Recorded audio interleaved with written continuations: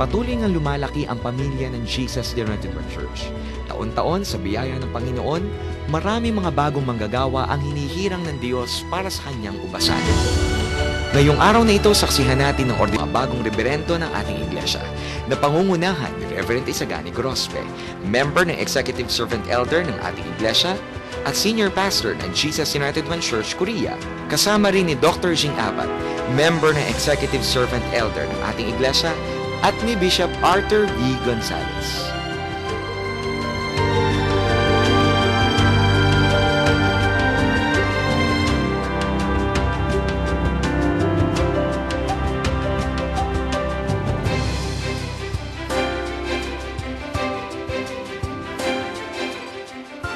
Sa kabutihan ng Diyos, narito ang kanyang mga lingkod upang ordinahan bilang mga bagong reberendo ng taon.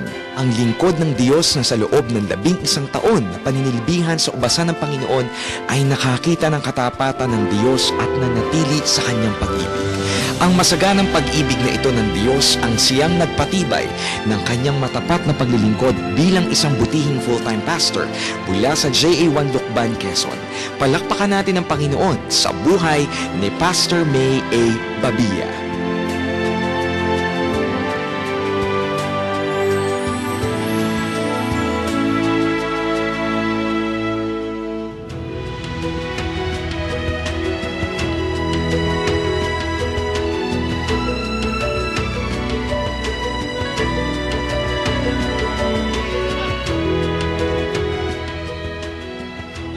Ang lingkod na ito ng Diyos na nagbigay ng kanyang buhay sa Panginoon at naglilingkod ng buong pagmamahal.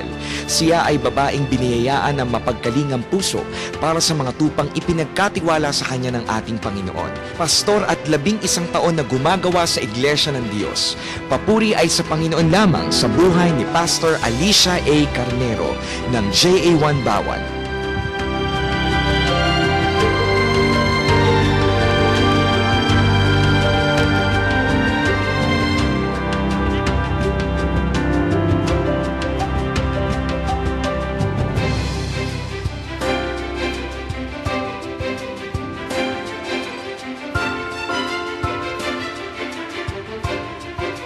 Sa kabila ng maraming bagyo at alalahanin sa buhay, siya ay matatag na kumapit sa salita ng Diyos. 11 taon na rin ang itinakbo ng kanyang walang sawang pagsunod sa kalooban ng Panginoon bilang isang full-time pastor. Mula sa JA1 Ibaan, makigalak tayo sa Panginoon sa buhay ni Pastor Timoteo R. Orense.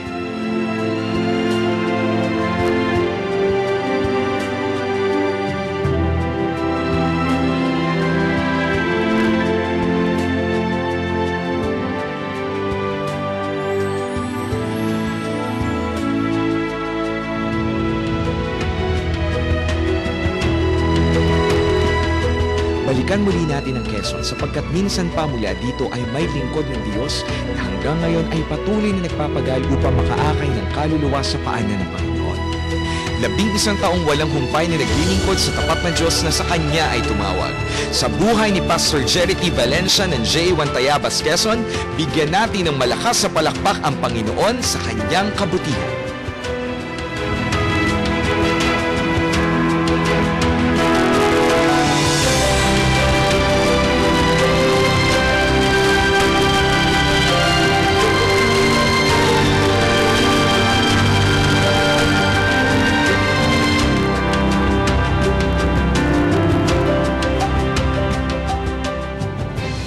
Mula sa Lucena, Quezon ay nakakita ang Diyos ng isang lalaking matiyagang nagpapahayag ng kaligtasan.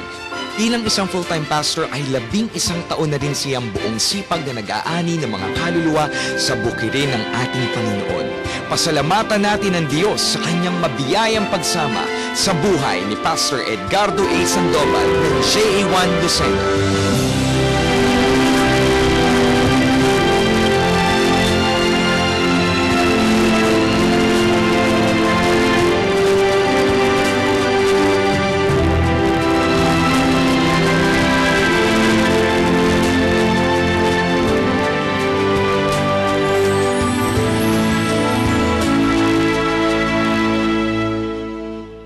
11 taon na ang paglilingkod sa Diyos, 11 taon na rin katapatan ng ating Panginoon. Sa makapangyarihang Diyos na siyang gumawa ng lahat ng bagay, sa Kanya ang kaburihan at ang kaluwalhatian magpakailanman.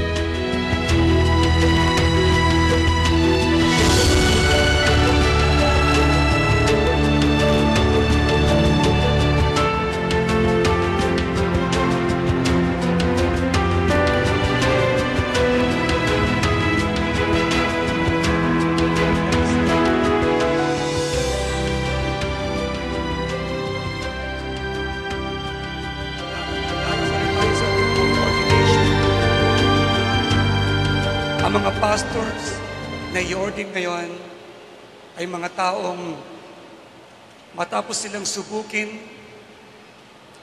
sa kanila pong mga paglilingkod na natili silang tapat. Pangalawa, nakita namin ang kanila pong loyalty sa church. Pangatlo, nakita namin ang bunga nila sa paglilingkod. Napakaraming to'y na born again sa pamamagitan ng kanilang mga buhay. Dahil dito, sila pong 5 ay nakapasa sa prerequisite ng J1 Church para sila ay ma-ordain sa oras na ito. Ang sabi ng Bible sa John chapter 15 verse 16, I have chosen you and you have not chosen me. And I ordain you that you should go and bear fruit.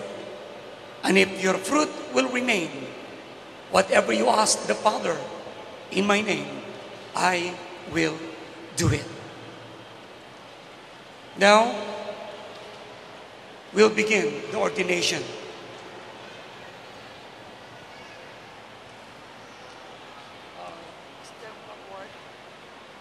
And I call the immediate family to prepare the pillow at saka ng kumot.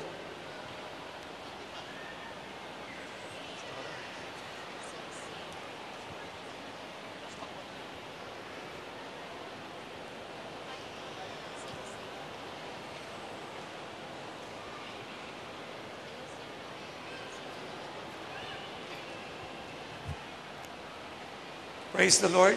Pakidala dito ang kumot para po sa mga i-ordain natin.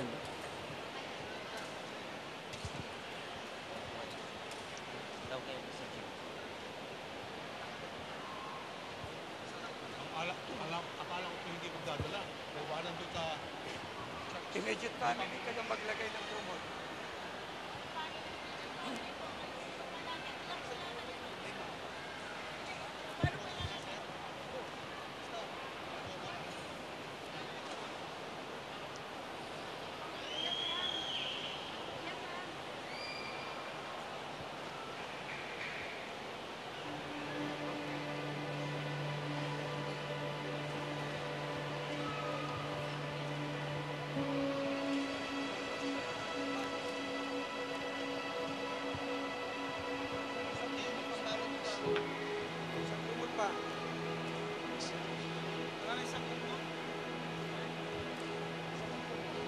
Naya. Pag sa may bubog mo, lagay.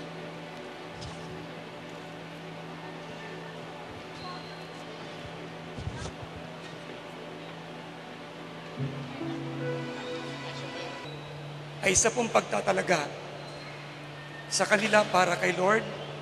At ito yung tinatawag nating ikakasal sila sa Diyos.